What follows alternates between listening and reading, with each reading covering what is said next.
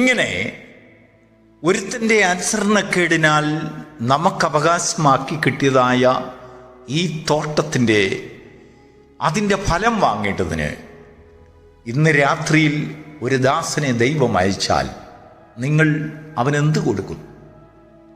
പറയൂ. നമുക്ക് തന്നെ ആൻസർ കണ്ടെത്തേണ്ടതായിട്ടുണ്ട്. ഉത്തരം നമ്മൾ കണ്ടെത്തണം. ആ ദാസൻ്റെ ഉടയവന് വേണ്ടി നിങ്ങൾ എന്ത് കൊടുത്തയക്കും? 10 കൊട്ട മുന്തിരിങ്ങ കൊടുത്തയക്കുമോ? പഴുത്ത മുന്തിരിങ്ങ, ഭംഗിയുള്ളത്, അതിൻ്റെ ഇലകളെല്ലാം വക്കത്ത് വെച്ച് അറേഞ്ച് ചെയ്തത് നിങ്ങൾ കൊടുത്തയക്കുമോ? നോ, ആ ദാസൻ കൊണ്ടുപോവുകയില്ല. കാരണം ഉടയവൻ നിനക്ക് ചില കാര്യങ്ങൾ അവിടെ തന്നിട്ടുണ്ട്.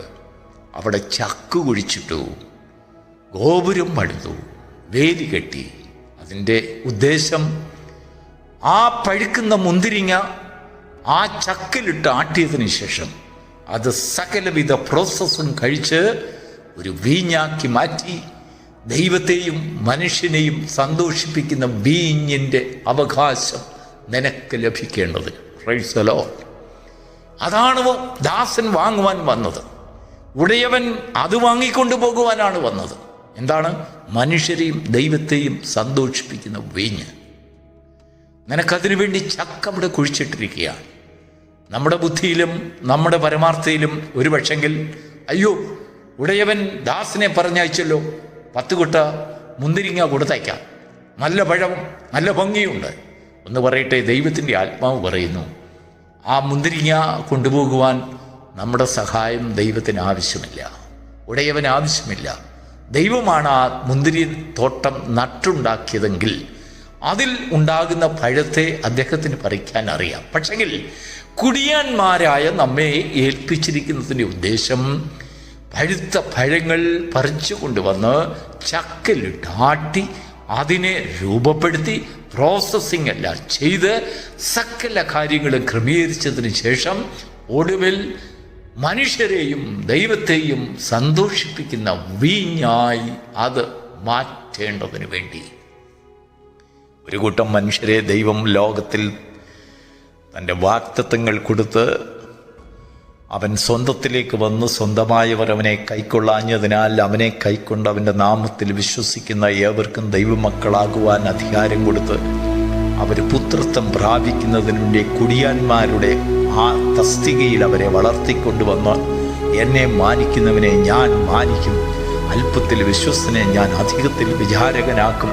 നിന്റെ വഴി എൻ്റെ മേൽ കരമേൽപ്പിക്കാൻ ഞാനത് നടത്തും, നിന്റെ ശത്രുക്കളുടെ മേൽ ഞാൻ നിനക്ക് ജയം തരും, നിന്റെ മുന്തിരിത്തോട്ടം നശിപ്പിക്കുന്ന ചെറുകുറുക്കന്മാരെ പിടിക്കുവാൻ ഞാൻ ശക്തനാണ്, നിനക്ക് ചുറ്റും ഞാൻ കാവൽ ചെയ്തിട്ടുണ്ട്, നിന്റെ കാൽ കല്ലെത്തി തട്ടിപ്പോകാതെ വണ്ണം ഞാൻ എൻ്റെ ദൂതന്മാരോട് കൽപ്പിക്കും എന്നൊക്കെ വാഗ്ദാനം ചെയ്ത് നമ്മോട് അരുളി ചെയ്ത് അരുളപ്പാടുകൾ അറിയിച്ച് കണ്ണുനീരുകൾ കാണുമ്പോൾ ചക്കുകളിലിട്ട് ആട്ടുമ്പോൾ അതിൻ്റെ വീഞ്ഞ് രസമാകി വരാത്ത രീതിയിൽ ശത്രു പ്രവർത്തിക്കാതിരിക്കേണ്ടതിന് ചുറ്റും വേലി കെട്ടി നമ്മെ സൂക്ഷിച്ചിരിക്കുന്നത് എൻ്റെ അനുഭവം ഉടയവന് ആവശ്യമാണ്.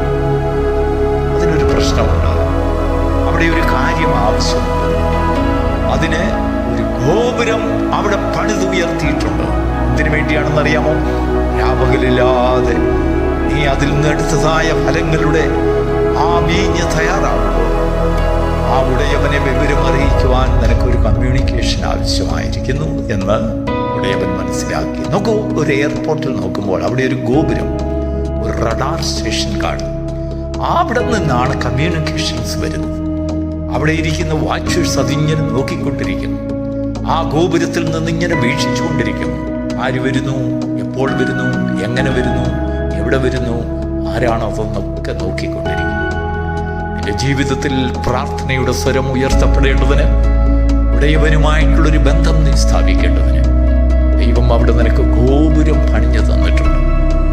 നിന്റെ വീക്ഷണം അവിടെ ഉറങ്ങുവാനല്ല, നീ അവകാശിയെ തകർക്കുവാനല്ല. രക്ഷകൻ തൻ്റെ ദാസന്മാരെ നിന്റെ അടുത്തയക്കുമ്പോൾ അവന് വേണ്ടത് കേവലം മുന്തിരിപ്പഴം പറിച്ചതല്ല, ഭംഗി കാണുമായിരിക്കാം, ഒരുപാട് അറേഞ്ച് ചെയ്ത് മനോഹരമായിട്ട് വെച്ചിരിക്കുകയായിരിക്കാം, കുട്ടകളായിട്ട് നിനക്ക് കൊടുത്തയക്കുവാനുണ്ടായിരിക്കാം.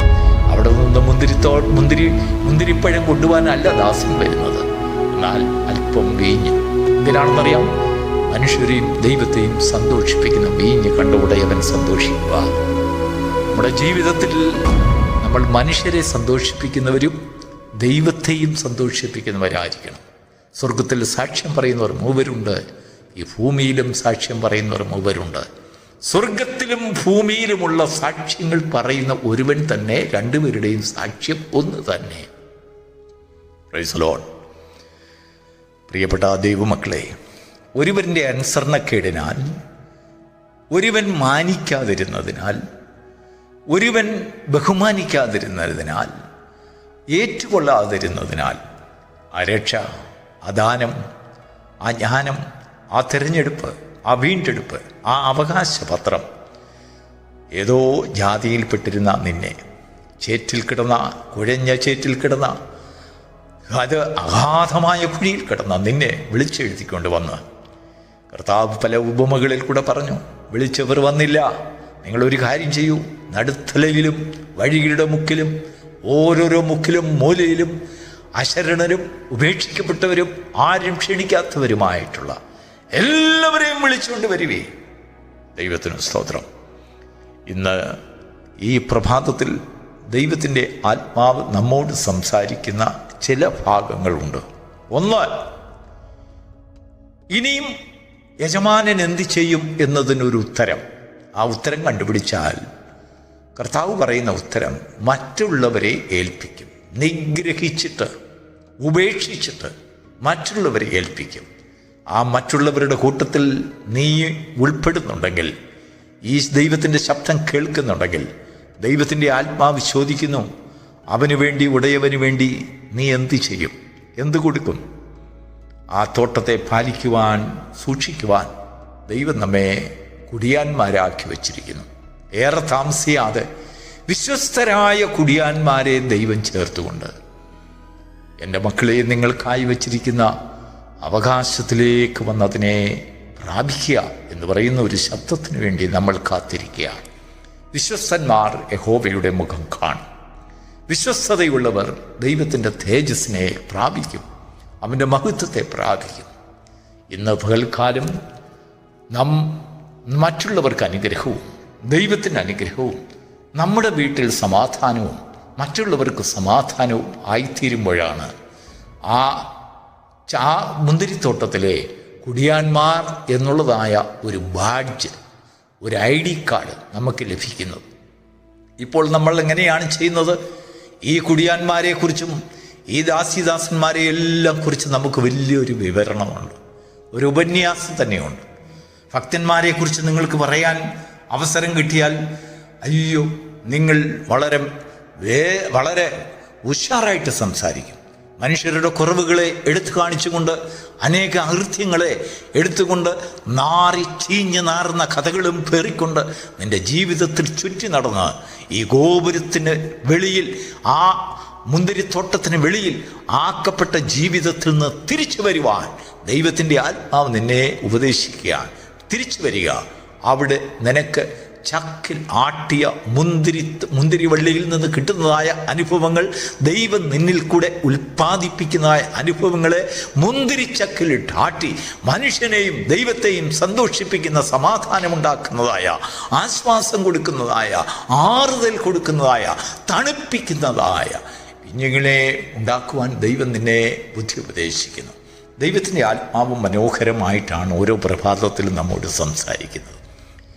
ഇന്ന് നമ്മൾ ആ അവകാശത്തിന് വേണ്ടി പക്വതപ്പെട്ടതായ ഒരു മാനസികാവസ്ഥയില്ല എങ്കിൽ ദൈവം നമ്മളെ തള്ളിക്കളയുകയല്ല, കടന്നു വരിക. എന്തിനു വേണ്ടിയാണ് ദൈവം വീണ്ടും വീണ്ടും ഇങ്ങനെയൊക്കെയുള്ള ദൂതുകൾ അറിയിക്കുന്നത്? ഒരു പക്ഷെങ്കിൽ നമ്മുടെ വീഴ്ച കൊണ്ടോ, താഴ്ച കൊണ്ടോ, ബുദ്ധികേട് കൊണ്ടോ, ജ്ഞാനക്കുറവ് കൊണ്ടോ, അല്ലെങ്കിൽ കൂടുതൽ വിശുദ്ധി കൊണ്ടോ, അമിത വിശുദ്ധി കൊണ്ടോ, ഏതൊക്കെയോ ദുസ്വഭാവങ്ങൾ കൊണ്ടോ ദൈവത്തിൽ നിന്ന് അകന്നകന്നകന്ന് പോകുന്ന ഒരനുഭവം നമുക്കുണ്ടെങ്കിൽ തിരികെ വരുവാൻ ദൈവത്തിൻ്റെ ആത്മാവ് നമ്മെ സ്നേഹത്തോടെ വിളിക്കുകയാണ്. God bless you.